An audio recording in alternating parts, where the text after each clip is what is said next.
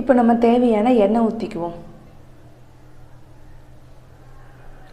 கொஞ்சம் அதிகமாக இருந்தால் தான் தேங்காய் சாதத்துக்கு கொஞ்சம் நல்லாயிருக்கும். இப்போ 10 முந்திரி போட்டுக்கலாம்.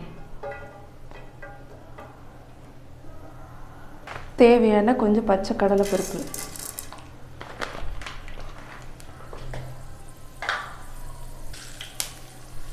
கொஞ்சோண்டு உளுந்தம்பருப்பு. இப்போ இது கொஞ்சோண்டு வறுபட்டதுக்கப்புறம் நம்ம கருவேப்பிலை மிளகா போட்டுக்கலாம்.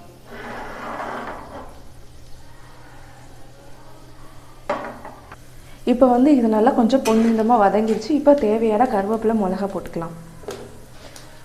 நான் ஒரு 4 மிளகா போட்டிருக்கேன்.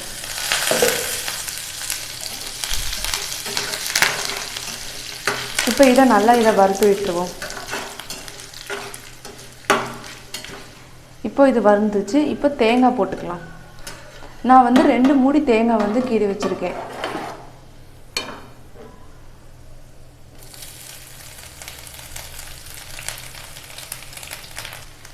இப்போ இதை நல்லா கிண்டி விட்டுருவோம். ஒரு சில பேர் சாதத்தை சாதத்தோடையே தேங்காய் போட்டுருவாங்க. இப்படி போட்டாலும் நல்லாயிருக்கும். கொஞ்சம் எண்ணெய் ஃப்ளேவர்லாம் தேங்காயெலாம் நல்லா இறங்கிக்கும், அதுக்காக போடுவாங்க இப்படி. நம்ம இப்போ இந்த தேங்காய்க்கு தேவையான தூள் உப்பு போட்டுக்கலாம். கொஞ்சோண்டு உப்பு,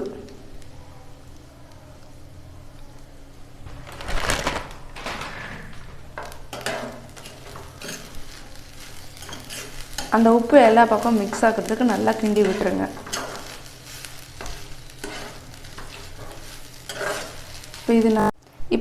இப்போ நல்லா தேங்காய் வதங்கிச்சு. நம்ம இப்போ இதை சாதத்தோடு சேர்த்து கிண்டிடலாம். நான் கிண்டிட்டு உங்களுக்கு காட்டுறேன்.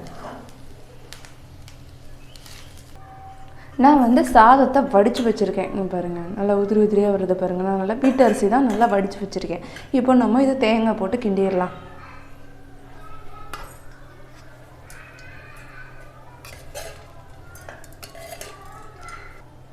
இப்போ இதை நல்லா கிண்டிக்கலாம்.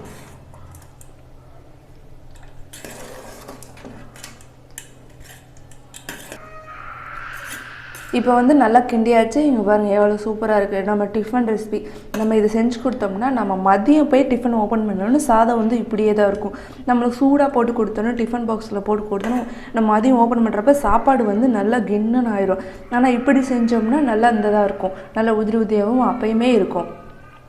நான் சாதம் வடிக்கும் போதே கல் உப்பு கொஞ்சம் போட்டு வடிச்சிட்டேன். அதனால் எனக்கு தேங்காய்க்கு தேவையான உப்பு மட்டும் நான் போட்டுக்கிட்டேன். நீங்கள் அப்படி வடிக்கலை, இல்லை குக்கரில் வச்சிட்டிங்க அப்படின்னா தேங்காய் வடிக்கிறப்பயே, தேங்காய் ரெடி பண்ணுறப்பயே நீங்கள் உப்பு கொஞ்சம் மட்டும் எக்ஸ்ட்ரா போட்டுக்கோங்க. ஏன்னா தேங்காவே ஒரு உப்பு இருக்கிற மாதிரி தான் இருக்கும். அதனால் கொஞ்சம் மட்டும் எக்ஸ்ட்ரா போட்டுக்கோங்க. இப்போ நான் உங்களுக்கு தட்டில் போட்டு காட்டுறேன் பாருங்கள். இப்போ பாருங்கள் எவ்வளோ சூப்பராக வந்திருக்குன்னு சாதம். நம்மளோட சேனலை பிடிச்சிருந்தா நம்ம சேனலை சப்ஸ்கிரைப் பண்ணுங்கள். மறக்காமல் பெல் ஐக்கானை கிளிக் பண்ணுங்கள். நம்ம வீடியோ போடுறதை எல்லாருமே வாட்ச் பண்ணுங்கள். தேங்க்யூ ஃபார் வாட்சிங்.